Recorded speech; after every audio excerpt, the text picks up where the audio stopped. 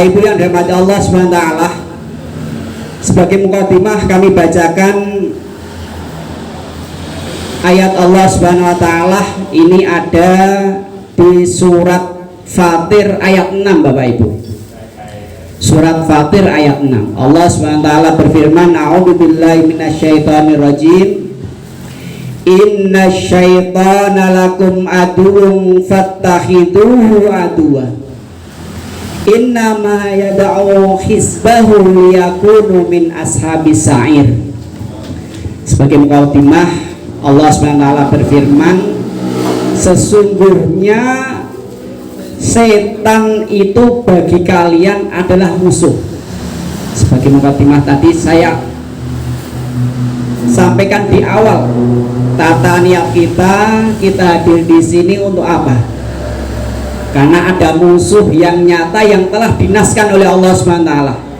Inna syaitana lakum aduwwan fattakhiduhu aduwwa. Sesungguhnya setan bagi kalian itu adalah musuh, maka perlakukanlah, tempatkanlah setan itu sebagai musuh, jangan sebagai teman. Tempatkan, perlakukan, jadikan setan itu sebagai musuh. Tetapi ada lanjutannya, tidak cuma sampai di situ. Ayat Fatir surat Fatir ayat 6. Apa lanjutannya? Liyakunu min ashabis sa'ir. Karena apa? Innama yad'u hizbahu. Karena setan ini mengajak golongannya untuk apa?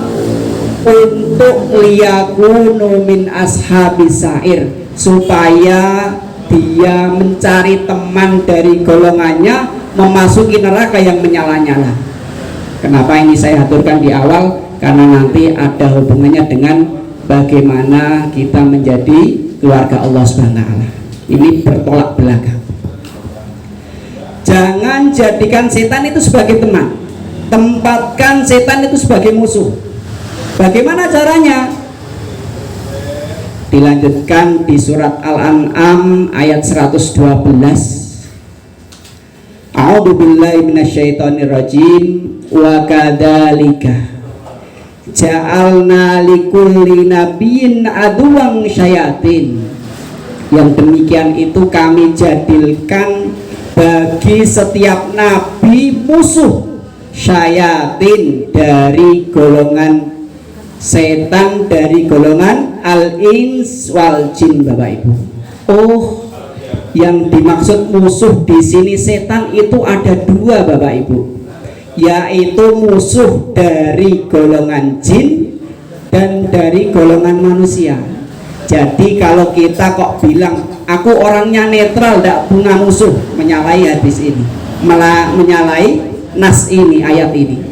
Pasti dari mulai nabi yang diutus sampai sekarang manusia yang beriman pasti mempunyai musuh dua, dari golongan jin dan dari golongan manusia.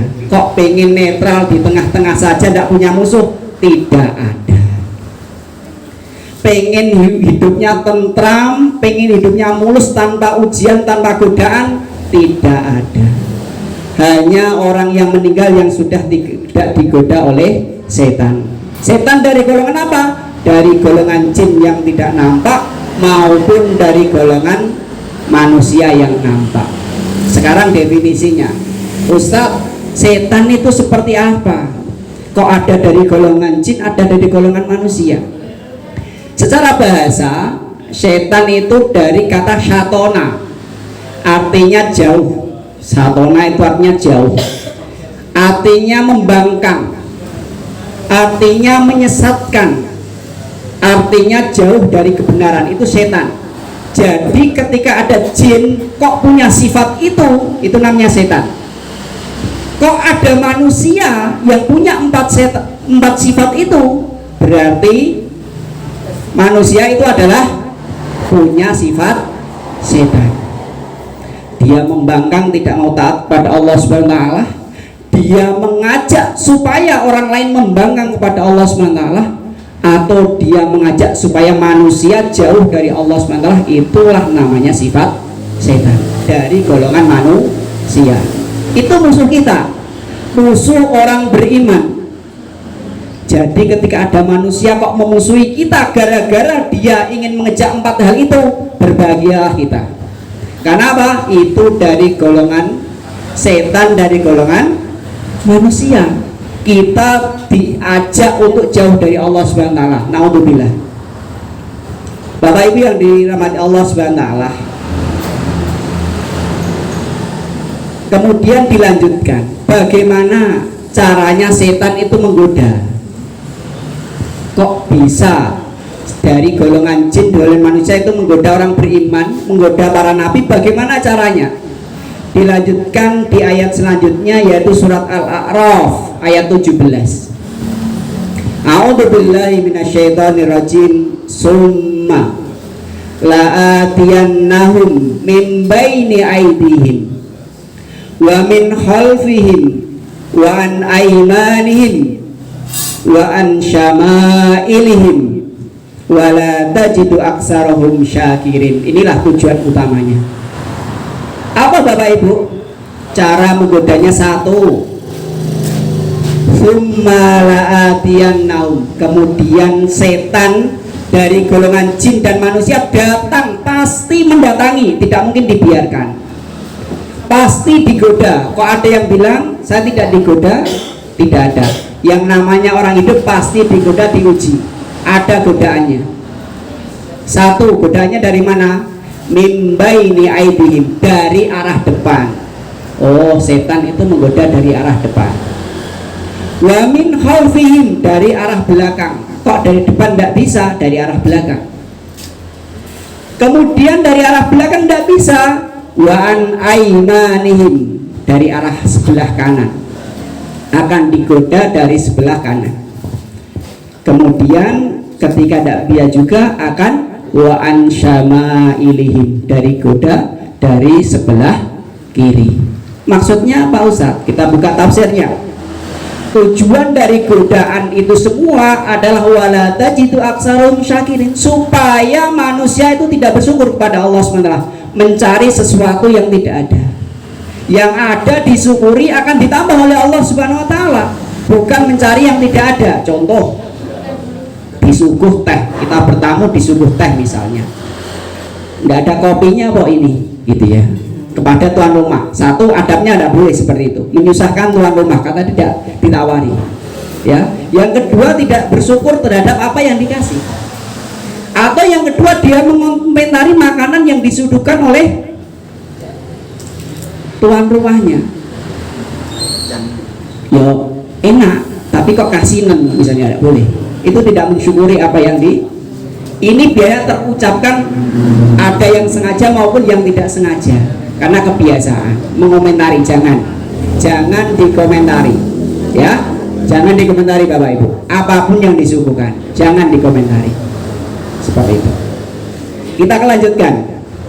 Apa yang dimaksud dari godaan setan itu? Yang pertama, setan dari golongan jin maupun manusia datang dari arah depan. Wa min baini aidihim. Apa maksudnya? Yaitu menyesatkan manusia ragu terhadap akhirat. Saya ulangi, digoda setan dari depan itu maksudnya adalah dibuat ragu akan kehidupan akhirat, tidak percaya adanya azab dan nikmat kubur. Mati ya wis mati. Tidak percaya apanya itu dibangkitkan di padang mahsyar. Tidak percaya adanya mizan, timbangan, yaumul hisab, hari perhitungan. Tidak percaya. Dan sampai ujungnya tidak percaya adanya surga dan neraka. Akan digoda itu. Banyak orang-orang yang di luar sana mati ya sudah mati, tidak akan ditanya apa-apa, sudah nyatanya yang mati ya tidak kembali lagi, gitu ya. Sudah dia sudah dari godaan yang pertama sudah terkena, dia tidak percaya terhadap kehidupan akhirat. Padahal orang beriman pasti orientasinya adalah akhirat. Apa yang kita lakukan di dunia akan diperhitungkan nanti di akhirat. Yang kedua, akan dibuat ragu adanya balasan surga dan neraka yang sangat pedih. Ya, setelah tidak percaya apa itu akhirat, ujungnya yang terakhir tidak percaya apa itu surga, apa itu neraka, tidak percaya. Ragu terhadap akhirat, yang terakhir tidak percaya terhadap surga neraka. Imannya sudah tidak ada, dia tidak percayai adanya akhirat, qada qadar, hari akhir, hari kiamat, sudah keimanannya sudah tidak ada. Padahal itu termasuk rukun iman, percaya terhadap akhirat, hari kiamat. Itu yang pertama. Kok dia percaya lolos dari godaan itu, tidak nyerah ini. Setan dari golongan jin dan manusia tidak nyerah. Apakah sampai di situ? Tidak. Dia akan digoda dari arah belakang. Saya percaya, beriman, besok akan dibangkitkan, mati akan ada pertanyaan mungkar dan nakir di alam barzah, akan ada azab dan nikmat kubur. Dia percaya, mantap. Tidak berhenti di situ, akan digoda dari arah belakang. Apa maksudnya? Digoda dari arah belakang adalah menjadikan manusia cinta dunia, menjadikan manusia cinta dunia. Allah SWT berfirman di dalam surat Ali Imran ayat 14, A'udzubillahi minasyaitonirrajim. Zuyyina linnasi hubbus syahawati minan nisa'i wal banin wal qanatiril muqantarati minadh dhahabi wal fiddah wal khailil musawwamati wal an'ami wal harth dzalika mata'ul hayatid dunya wallahu indahu husnul ma'ab. Di surat Ali Imran ini Allah menegaskan bahwasanya manusia itu diberi perhiasan supaya hidupnya itu indah, tidak monoton. Tetapi pertanyaannya, kapan perhiasan itu dipakai dan di mana perhiasan itu dipakai?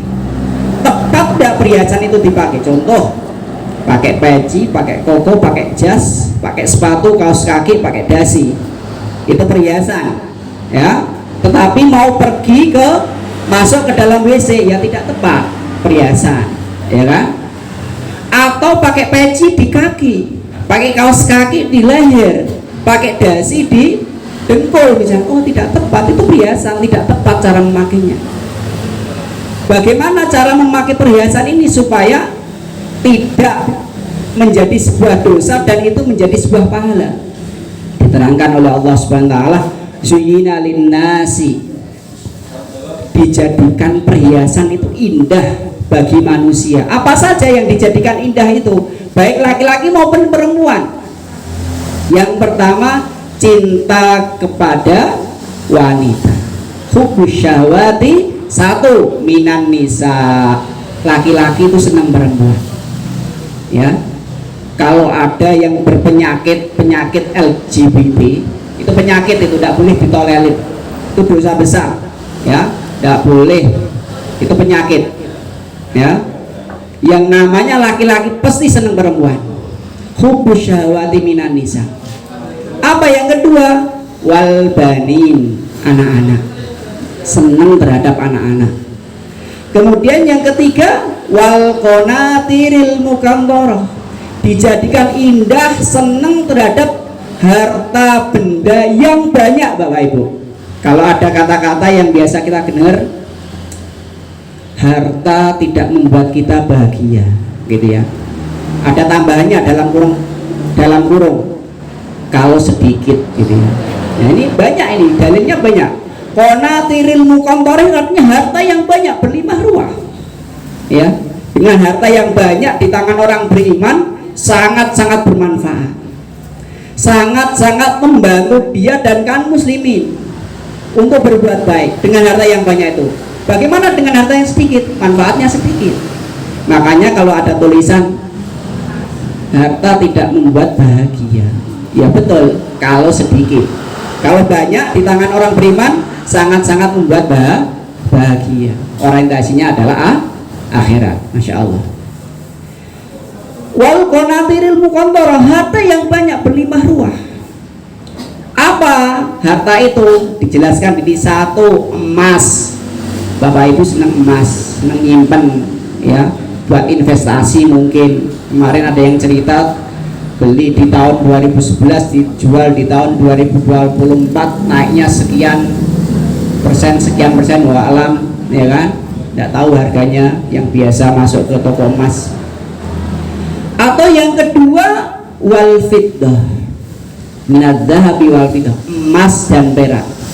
Kok itu tidak punya? Jangan dikira sudah ukuran harta itu cuma emas dan perak, tidak. Wal khailil musawwamah, zaman dahulu harta benda yang termasuk mewah itu adalah khail musawwamah, yaitu kuda pilihan. Sekarang ya tidak cuma kuda, bisa kijang, bisa Innova, bisa apa, Pajero pilihan, apalagi itu. Kalau saya tidak punya emas, tidak punya perak Ustaz, tapi punya kuda pilihan, punya kendaraan pilihan, itu juga termasuk apa, kesenangan yang memang diberikan oleh Allah SWT. Senang terhadap itu. Kemudian wal an'am, orang seneng aku nih masalah suruh beli mobil kendaraan mewah, kan tidak seneng, senengnya ingon-ingon. Ada juga itu yang disebut dengan apa, harta. Punyanya misalnya 25 sapi, jadi ada peternak di Gerabak itu punya 25 lebih ekor sapi, ketika mau apa namanya korban itu lebih nilainya daripada sekedar Pajero atau Innova. Tidak punya, memang dia udah pilihan tidak punya, tetapi punya lebih daripada 25 ekor sapi yang siap untuk dikorbankan misalnya. Coba, tidak punya emas perak, tidak punya, tapi punyanya dia adalah hewan ternak. Itu termasuk harta. Senang terhadap itu. Nih suruh tuku mobil tidak mau, seneng ingon-ingon. Emas perak tidak punya, mobil tunggangan pilihan tidak punya, ternak tidak punya. Apa itu sudah cukup? Tidak, masih ada lagi. Tidak seneng ikon-ingon. Punyanya apa? Wal harth, sawah ladang yang luas. Senengin nukuni sawah. Enten mboten? Oh kathah ternyata nggih. Ora seneng kan ning tanahe ning ndi, ya. Punya raja kapling misalnya, raja kapling punya kapling di mana-mana misalnya. Atau punya sawah di mana-mana, punya tegal di mana-mana, ya. Nek suruh cash 100.000 tidak punya, tapi suruh nyusui sawah tanggane langsung cash punya misalnya. Itu adalah kesenangan dia, termasuk harta yang banyak dijadikan indah dia. Mempunyai sawah ladang yang banyak, tetapi dzalika mataul hayati, semuanya itu adalah kesenangan dunia saja. Kok tidak diorientasikan oleh akhirat? Dia termasuk kenakutan yang kedua, cinta dunia. Dia mendapatkan itu semua, tidak ada ukurannya terhadap syariat-syariat Allah Subhanahu wa taala. Naudzubillah. Wallahu indahu husnul ma'ab, dan di sisi Allah adalah tempat kembali yang paling baik. Ditutup di ayat ini adalah orientasi seorang muslim adalah akhirat. Semua yang saya sebutkan di awal, yang disebutkan oleh Allah SWT sebagai bentuk perhiasan. Semua orientasinya orang Islam, orang yang beriman adalah akhirat. Kenapa? Menginginkan husnul ma'ab, surga di sisi Allah, tempat kembali yang paling baik. Godaan yang kedua, dibuat cinta dunia, selalu mengejar dunia. Siang dijadikan malam, malam dijadikan siang, kepala dijadikan kaki, kaki dijadikan kepala. Ya memang pekerjaannya sirkus Ustaz. Oh ya udah, sirkus ya. Kepala jadi kaki, kaki di kepala misalnya.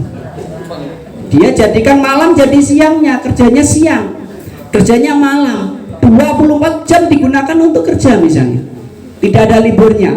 Libur Sabtu kolo-kolo digunakan untuk refreshing, jalan-jalan. Kapan tolabul ilminya misalnya?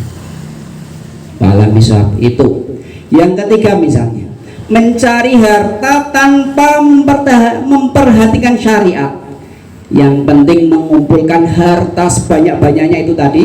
Punya uang banyak, emas banyak, kendaraan mewah, sawah ladang banyak, semuanya yang mempunyai, tapi tidak memperhatikan syariat, dari korupsi, dari ini, dari itu, dari mendolimi orang lain. Dia tidak ada ukurannya dengan akhirat.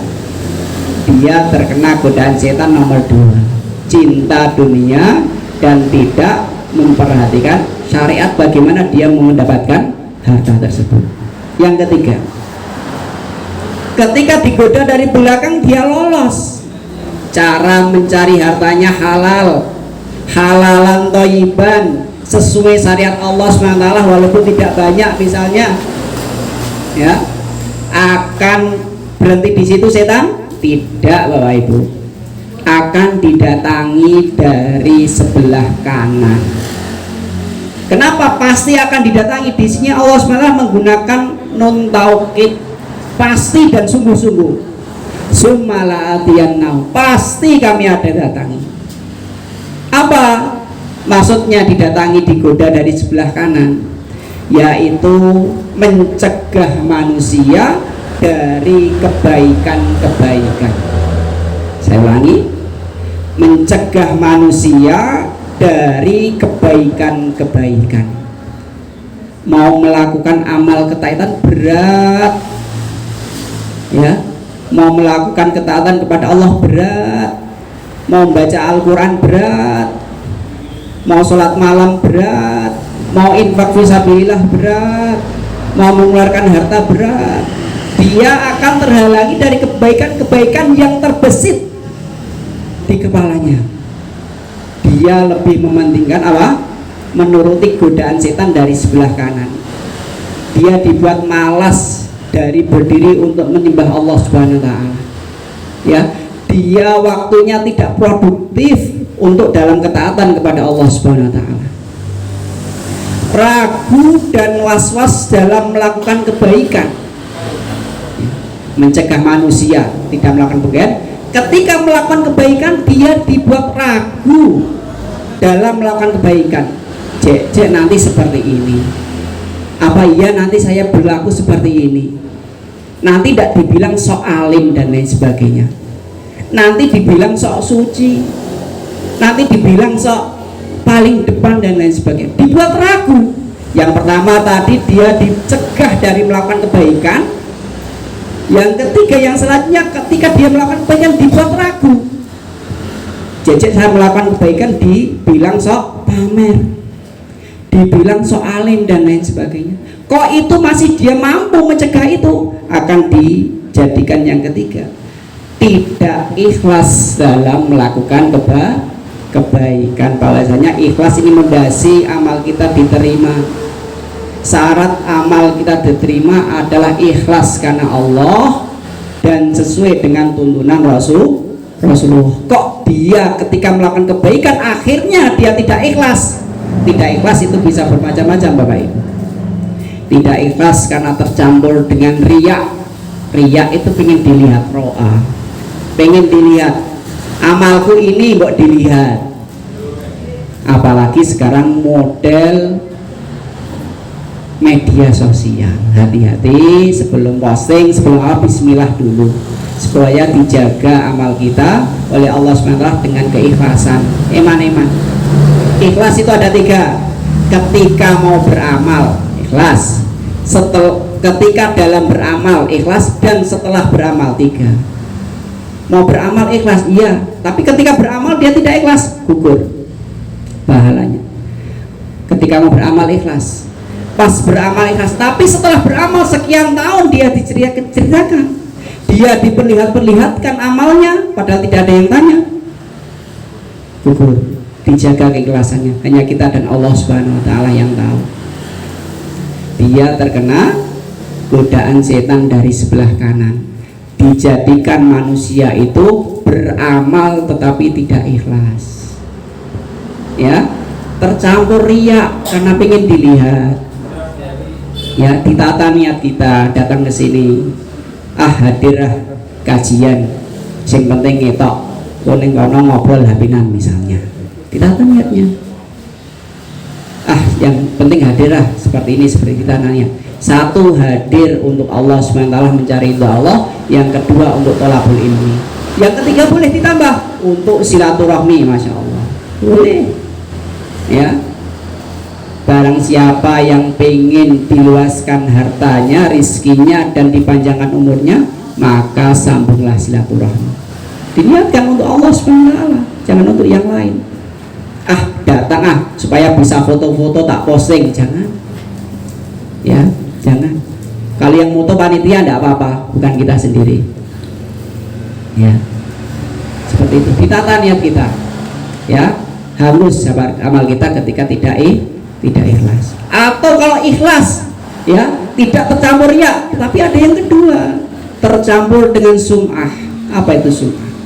Sum'ah itu pengen didengar, ya, diceritakan terhadap amal kita itu menjadikan amal kita tidak ikhlas. Diceritakan itu.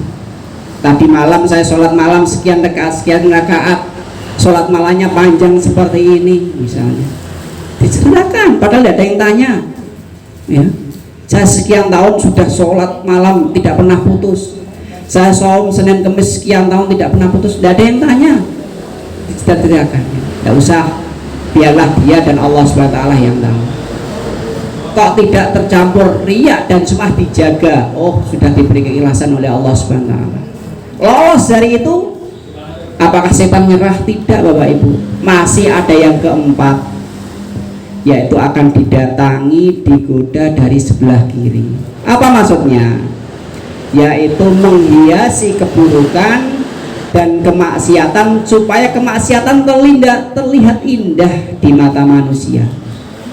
Contoh, Homer kan itu haram, orang tidak pada suka, tetapi diganti namanya banyu anget misalnya. Banyu anget menjadikan apa?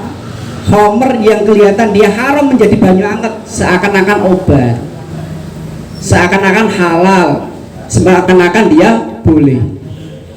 Atau yang kedua, menghiasi apa namanya, nama-nama yang lain, zina, ya, dengan kata-kata apa supaya tidak terlihat zina, apa, kumpul kebo misalnya, kumpul sama dilihat namanya, diperhalus namanya. Kalau orang dengar kata zina sudah, kemudian di media sosial disebut sekedar teman dan lain sebagainya. Naudzubillah, subhanallah. Dibuat nama-nama kemaksiatan itu supaya dia terlihat indah, tidak terlihat maksiat di mata orang lain. Maling disebut korupsi misalnya, ya, seakan-akan korupsi itu hal yang biasa, sebut aja maling, ya kan? Mengambil hak orang lain, mengambil harta orang lain, ya kan? Yang dia itu harusnya dia tabu di kalangan manusia, dibuat indah kata-katanya, ya, dibuat indah. Kemudian seakan-akan keburukan menjadi kebaikan. Yang biasa kita dengar adalah riba, Bapak Ibu. Riba itu haram, tapi sekarang diganti namanya menjadi bunga indah, ya. Padahal itu riba misalnya, ya kan? Terlihat indah. Alam bisawab. Inilah 4 arah godaan setan yang pasti manusia itu digoda, bisa dari golongan jin maupun dari golongan manusia. Ini sebagai mukadimah kita supaya kita memantapkan hati kita ikhlas beramal, bahwa kita di dunia tidak baik-baik saja, lepas dari godaan setan, tidak. Kalau pengen lepas dari ujian, berarti dia memilih untuk tidak hidup di dunia. Rasulullah SAW bersabda, kita masuk ke dalam materi. Hadis ini diriwayatkan oleh Imam Ibnu Majah. Inna lillahi ahlina minan nasi qalu man hum ya Rasulullah. Sesungguhnya inna lillahi, sesungguhnya Allah mempunyai ahlina, jamak, keluarga yang banyak minan nas. Allah mempunyai keluarga. Qalu man hum ya Rasulullah, siapa mereka ya Rasulullah? Para sahabat itu kaget, bagaimana Allah mempunyai keluarga? Padahal di surat Al-Ikhlas, lam yalid walam yulad, jelas Allah itu tidak beranak dan tidak diperanakan. Bagaimana Allah mempunyai keluarga? Rasulullah mengatakan seperti itu. Para sahabat bertanya, manhum ya Rasulullah, siapa mereka ya Rasulullah? Qala, Rasulullah menjawab, ahlul Quran hum ahlullah wa khasatuh. Mereka lah ahlul Quran dan orang pilihan-pilihan. Ya, siapa mereka ahlul Quran? Kita beri mukadimah sedikit. Kita biasanya bangga ketika menjadi keluarganya pejabat. Oh, itu pejabat masih saudara saya. Mempunyai keluarga dari kalangan menteri, mempunyai keluarga dari kalangan orang kaya misalnya, mempunyai keluarga dari kalangan nasab yang tinggi. Ningrat, ngertos ningrat Bapak Ibu? Ningrat nih apa? Ningratan, orang pang-pang nih kalau ningratan, darah biru, ningrat, golongan darah biru. Biasanya bangga, oh itu masih keluarga saya dan lain sebagainya. Tapi itu semuanya tidak ada manfaatnya di hadapan Allah Subhanahu wa taala, tidak ada. Bahkan menjadi keluarga dari kalangan Rasulullah SAW tidak ada ketika dia tidak beriman. Saya kasih contoh satu. Kita sebut saja namanya yang ada di Al-Quran, yaitu Abu Lahab. Abu Lahab itu namanya ada di Al-Quran dan diturunkan satu ayat penuh, ayat 1 sampai terakhir. Ya, Abu Lahab, siapanya Rasulullah? Pamannya. Itu keluarga Rasul, tetapi tidak ada manfaatnya nanti di akhirat. Jadi mempunyai keluarga dari kalangan manusia, pejabat, menteri, orang kaya maupun ningrat darah biru, tidak ada manfaatnya ketika dia tidak beriman kepada Allah Subhanahu wa taala. Bahkan menjadi kerabatnya Rasulullah sampai anak tercinta putri Rasulullah, Fatimah, putri kesayangan Rasulullah.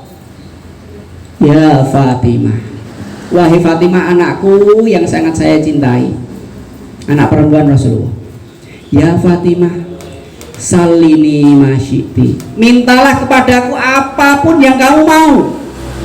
Rasulullah sebagai orang tuanya, mintalah kepadaku apapun yang kau mau, silahkan.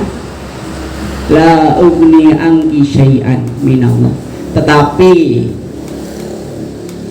saya tidak mampu menolongmu di hadapan Allah Subhanahu wa taala jika engkau tidak beriman. Jadi hubungannya bukan hubungan kerabat. Hubungan kerabat kok dia tidak beriman, Allah tidak akan, Rasulullah tidak akan mampu menolongnya. Bahkan mencela Abu Lahab, kita membaca Al-Quran di surat Al-Lahab mendapatkan pahala. A'udzubillahi minasyaitonirrajim.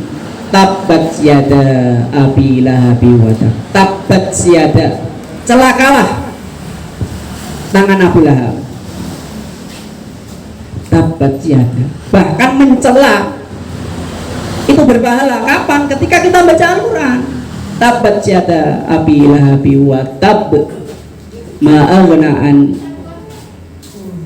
anhu maluhu wa makasab. Tidak berguna, harta dan apa yang dia diusahakan tidak berguna. Ya. Surat Al-Lahab ada berapa ayat?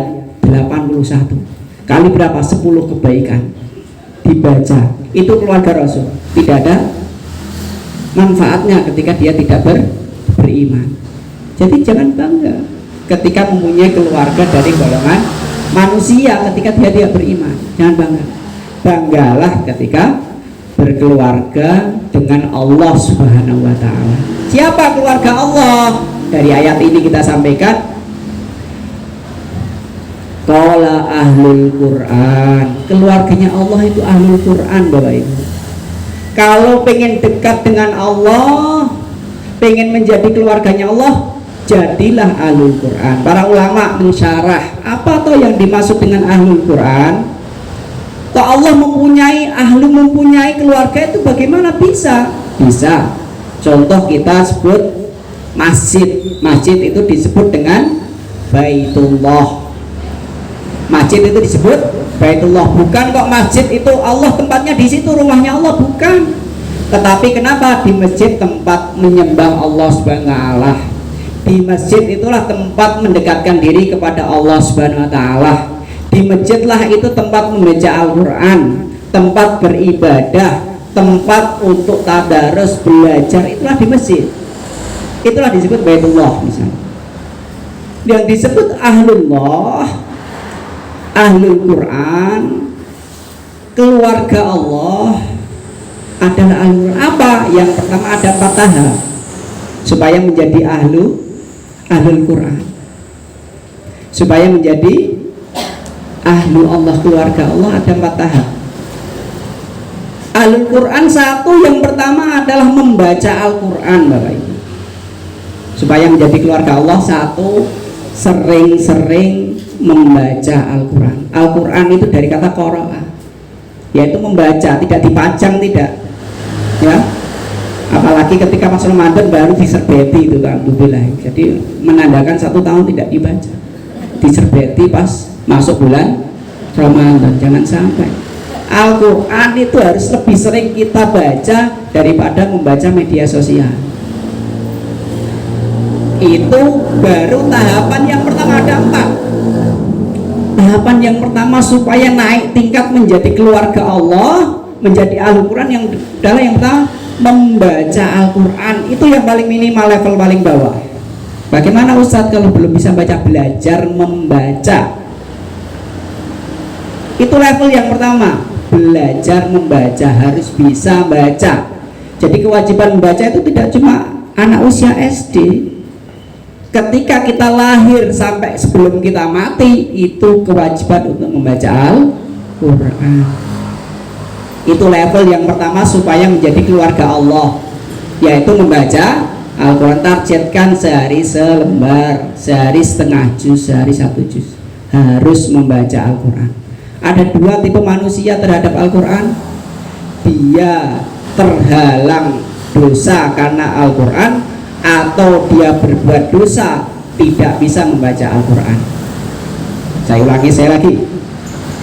Dia terhalang dosa karena Al-Quran, atau dia berbuat dosa dan tidak bisa membaca Al-Quran.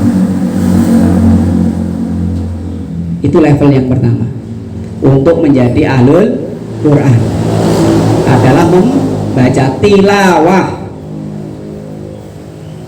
Hadis Rasulullah SAW, wa majtama'a qaumun, tidaklah ada suatu kaum berkumpul fi baitin min buyutillah, berkumpul di salah satu masjid dari masjid-masjid Allah, wa yatluna kitaballah, di dalamnya dia membaca kitab Allah, membaca Al-Quran, wa yatadarasuna bainahum, dan saling belajar mempelajari Al-Quran. Apa jaminannya? Illa nazalat alaihimus sakinah, pasti diberi ketenangan. Orang kok datang ke masjid baca Al-Quran, belajar, pasti tenang, pasti tentram. Sing punya hutang lali hutange, pas pulang ya kelingan lagi. Pasti diberi ketenangan. Ini janji Allah SWT melalui lisan Rasulullah. Dia datang ke masjid, belajar membaca Al-Quran, pasti diberi ketenangan. Illa nazalat alaihimus sakinah, itu dalilnya. Tidak cuma itu, wa ghasyiyatuhumur rahmah, dinaungi kasih sayang rahmat oleh Allah Subhanahu wa taala. Wa hafathumul malaikah, akan dikelilingi malaikat. Apa tuh maknanya dikelilingi malaikat? Apakah malaikat muter-muter? Bisa jadi, wala. Maksudnya dikelilingi ada dibentengi, dia menjadikan dosa tidak bisa nembus tadi. Setan tidak bisa nembus, Bapak Ibu. Tidak bisa digoda dari depan, belakang, kanan, kiri. Kenapa? Dikelilingi malaikat. Dia membaca Al-Quran, dia tilawah Al-Quran, dikelilingi malaikat. Dan yang terakhir, wa dzakarallahu fiman indah, dan akan disebut namanya di sisi Allah SWT, di kalangan para malaikat di sisi Allah SWT. Itu level yang pertama, yatsluna kitab Allah, yaitu membaca Al-Quran. Level yang pertama supaya jadi ahlul Quran. Oh, saya sudah rutin Ustaz, sudah baca tiap hari 5 juz, setiap Kamis khatam, 6 hari sekali khatam. Oh, Masya Allah. Kenapa kok Kamis dianjurkan untuk khatam Al-Quran? Karena Kamis itu amalnya diangkat. Ketika diangkat di bawah malaikat setor pada Allah SWT, dia dalam keadaan saum dan telah menghatamkan Al-Quran. Masya Allah, jas. Ya, dia khatam setiap 6 hari sekali, sehari 5 juz. Ya, sudah rutin Ustaz, mesti 1 bulan khatam. Setiap hari mesti 1 juz, tidak pernah lewat. Masya Allah, level yang pertama sudah lolos. Masuk yang kedua. Level yang kedua setelah membaca apa? Yaitu mempelajari Al-Quran. Ustaz kan nggak bisa mempelajarkan dengan tolabul ilmi. Membaca tidak tahu artinya, belajar berguru ngaji. Itu level naik kedua. Setelah membaca tidak tahu maknanya, baru membaca terjemahnya saja tidak apa-apa. Yaitu ditambah dengan tolabul ilmi, kajian-kajian tentang membahas Al-Quran. Ayat-ayat ini apa maknanya, apa maksudnya, perintah Allah apa, larangannya apa. Ngaji.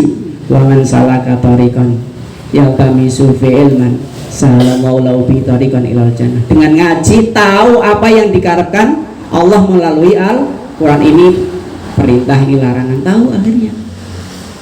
Setelah tahu, setelah mempelajari, masuk level yang ketiga, yaitu mengamalkan. Setelah mempelajari, yang ketiga dulu memahami. Tadi yang kedua mempelajari, yang ketiga memahami. Maaf, membaca, mempelajari dengan tolabul ilmi, tidak paham, tidak apa-apa, sudah masuk level kedua.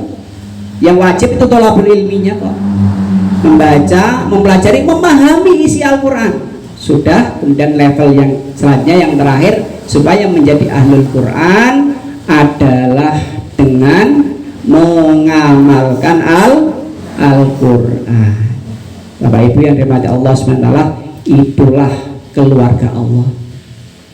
Kok dia perilaku kesehariannya apa yang sesuai dengan Al-Quran dan As-Sunnah, sesuai yang diperintahkan Allah. Oh, Allah menyuruh seperti ini, kita lakukan.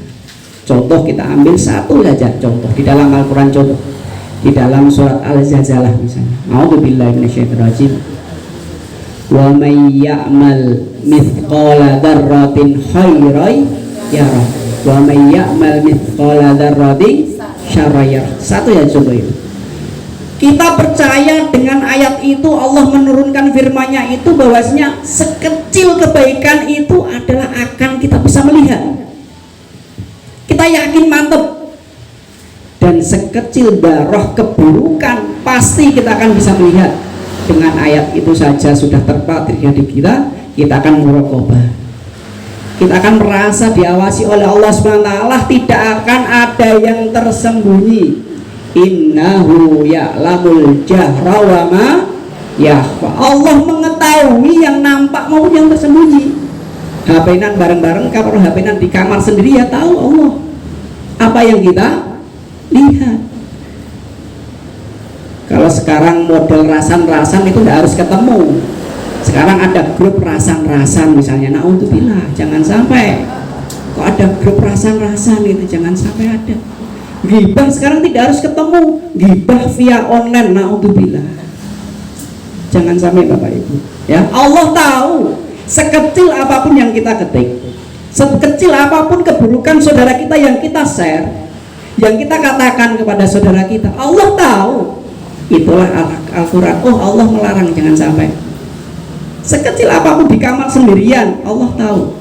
Setelah di-share, dikasih keterangan di bawahnya, tapi jangan bilang siapa-siapa ya. Itu terus akhirnya tersebar aib saudaranya, padahal disuruh oleh Rasulullah SAW, wa man satara musliman, suruh menutup aib saudaranya, jangan malah disebar luaskan. Bapak Ibu yang dirahmati Allah SWT, Mari kita sama-sama berusaha, berdoa, minta kekuatan pada Allah SWT yang hadir di sini semuanya. Ya, saya nasihatkan kepada diri pribadi khususnya dan kepada Bapak Ibu yang hadir. Satu, ayo kita tanamkan di dalam diri kita pribadi. Kita azamkan tiap hari harus tilawatul Quran. Kita sama-sama nanti di surga sama-sama. Inilah keluarga Allah, bangga kita. Yang kedua, mempelajari, belajar tholabul ilmi untuk bisa tahu apa itu Al-Quran. Yang ketiga, setelah tahu kemudian mengamalkan, bisa mengamalkan isi Al-Quran, membaca, kemudian mempelajari, memahami, dan mengamalkan Al-Quran. Itu 4 tahap supaya kita digolongkan oleh Allah SWT menjadi keluarga Allah SWT, ahlul Quran. Dan tidak cuma ahlul Quran, wa khasatuh, mereka adalah orang-orang pilihan Allah Subhanahu wa ta'ala. Siap menjadi orang-orang pilihan? Siap, insya Allah. Sama-sama ini menjadi bukti siang kali ini. Ya Allah, dulu kami hari Kamis tanggal 12 September 2024 pernah berazam untuk menjadi keluarga Allah Subhanahu wa ta'ala. Bapak Ibu yang dirahmati Allah SWT, mungkin ini yang bisa kami sampaikan. Kurang lebihnya mohon maaf. Kami doakan semoga yang hadir di sini diberikan kelapangan rezekinya oleh Allah SWT, diberi kemudahan rezeki, diberi kemudahan urusan, diberikan kemudahan dalam segala urusan beramal ibadah pada Allah SWT, dan dijauhkan godaan setan oleh Allah SWT dari golongan jin maupun manusia. Inilah pentingnya pilih-pilih teman untuk mengajak kepada kebaikan. Kok dia mempunyai sifat 4 tadi menjauhkan dari taatan pada Allah SWT, tidak usah. Karena seseorang itu dinilai dari temannya. Mencari teman yang dia mendekatkan kepada Allah, jangan malah yang menjauhkan, mempunyai sifat setan. Na'udzubillah summa na'udzubillah. Mungkin ini yang bisa kami sampaikan. Kurang lebihnya mohon maaf. Astaghfirullahaladzim katsiran. Subhanakallahumma bihamdika asyhadu an la ilaha illa anta astaghfiruka wa atubu ilaik. Kurang lebihnya mohon maaf. Assalamualaikum warahmatullahi wabarakatuh.